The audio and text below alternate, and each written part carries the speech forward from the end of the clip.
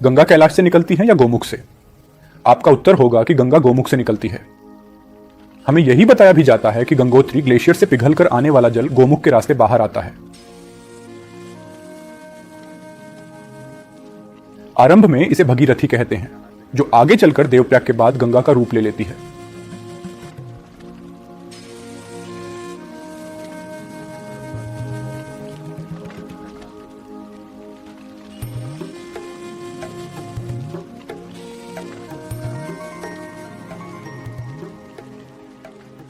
किंतु उस कथा के बारे में आप क्या सोचते हैं जिसमें कहा जाता है कि गंगा भगवान शिव की जटाओं से होते हुए धरती पर आई थी? इसके अनुसार धरती पर उतरते समय गंगा का वेग इतना अधिक था कि उससे संकट पैदा हो सकता था, इसलिए भगवान शिव ने उन्हें अपनी जटाओं में धारण कर लिया। इससे गंगा का वेग शांत हुआ और वो अनेक धाराओं से होती हुई धरती पर प्रवाहित होने लगी।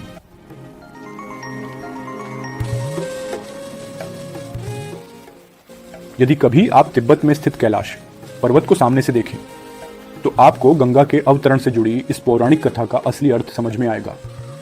कैलाश पर्वत का शिखर सदैव बर्फ से ढंका रहता है। यहाँ साल भर बर्फ रहती है। गर्मी के मौसम में जब तिब्बत के अन्य पर्वतीय शिखरों का बर्फ पिघल चुका होता है, तब भी आपको कैलाश सफेद चादर में ढंका दिखाई देगा। कैलाश पर्वत को निकट से देखने पर पता चलता है कि यह कोई बर्फ से ढंका रहने वाला सामान्य पहाड़ नहीं है। कैलाश पर्वत पर अधिकांश समय बर्फ गिरती है या बरसात होती रहती है। इसी का जल लगातार नीचे आता रहता है। यह पवित्र जल कैलाश पर्वत के ही पास में स्थित राक्षस ताल और मानसरोवर झील में जमा होता रहता है। यह एक आश्चर्य है कि कैलाश पर्वत के पास स्थित राक्षस ताल का पानी खारा है, जबकि मानसरोवर का पानी मीठा। राक्षस ताल देखने में अधिक सुंदर दिखता है।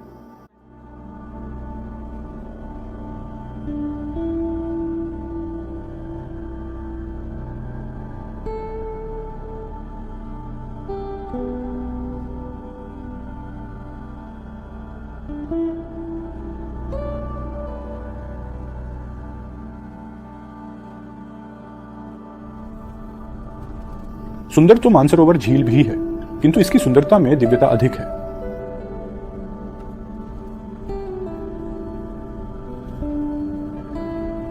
इन दोनों झीलों से 4 नदियां निकलती हैं। ये नदियां हैं सिंधु, सतलुज, ब्रह्मपुत्र और कर्णाली।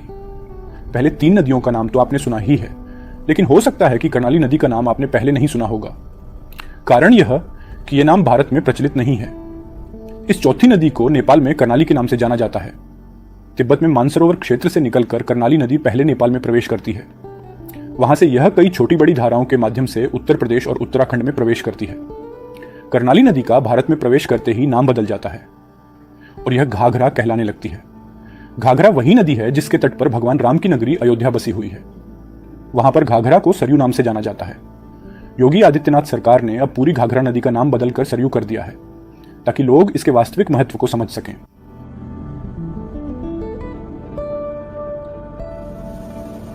तो कैलाश पर्वत से निकलने वाली चारों ही नदियां तिब्बत और नेपाल से होती हुई भारत की सीमा में प्रवेश करती हैं, लेकिन इनमें गंगा नदी का नाम नहीं है। हम हमेशा से पढ़ते और मानते आए हैं कि गंगा नदी का उद्गम उत्तराखंड में गंगोत्री ग्लेशियर से होता है। वहां पर गोमुख नाम का एक स्थान है जहां से गंगा की प्रमुख धारा निकलती है। गोमुख पर आरंभ में गंगा का नाम भगीरथी कहा जाता है, जो आगे चलकर उत्तराखंड में ही अलकनंदा, मंदाकिनी, कर्णगंगा समेत कई छोटी बड़ी धाराओं से मिलते हुए अंत में देवप्रयाग में गंगा का रूप लेती है।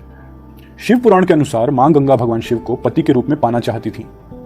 शिव जी को प्राप्त करने के लिए उन्होंने घोर तपस्या की। शिव जी ने प्रसन्न होकर उन्हें अपने साथ रहने का वरदान दिया, लेकिन मां गंगा का वेग इतना था कि उनके जल प्रवाह के आगे पृथ्वी पर त्राहिमाम मच गया। तब भगवान शिव ने गंगा को अपनी जटाओं में समा लिया।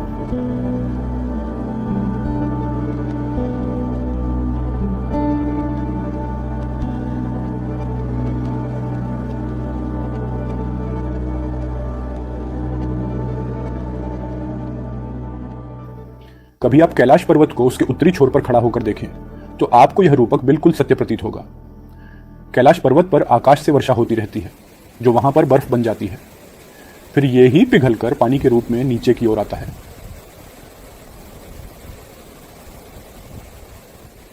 वर्ष 2015 में केंद्रीय जल संसाधन मंत्रालय ने रुड़की स्थित राष्ट्रीय जल विज्ञान संस्थान या नेशनल इंस्टीट्यूट ऑफ हाइड्रोलॉजी के वैज्ञानिकों से यह जांच करने को कहा है कि क्या गंगा नदी का उद्गम गंगोत्री के पास गौमुख के बजाय कैलाश मानसरोवर झील है।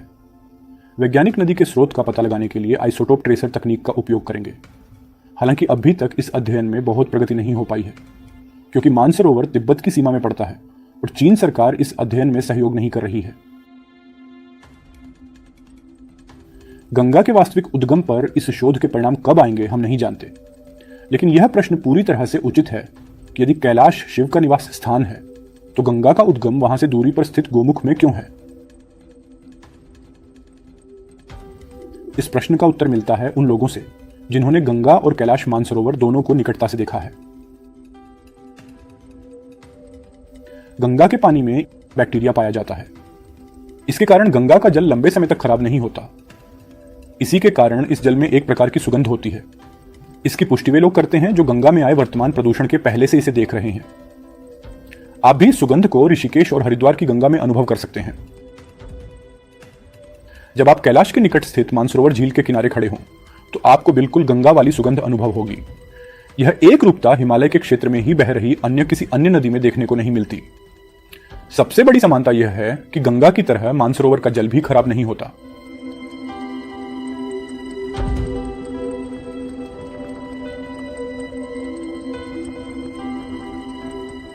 जबकि कैलाश पर्वत से ही बहकर राक्षस ताल में जमा होने वाला पानी खराब हो जाता है।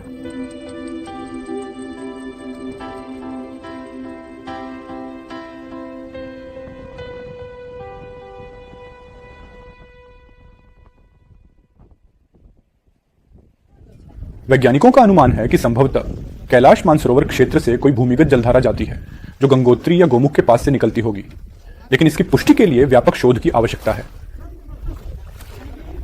वैज्ञानिक इसकी पुष्टि जब करेंगे तब करेंगे, लेकिन कैलाश मानसरोवर और गंगा को निकटता से देखने वालों को कोई संदेह नहीं कि यह वही पवित्र जलधारा है जो शिव की जटाओं से होते हुए स्वर्ग से उतरी थी।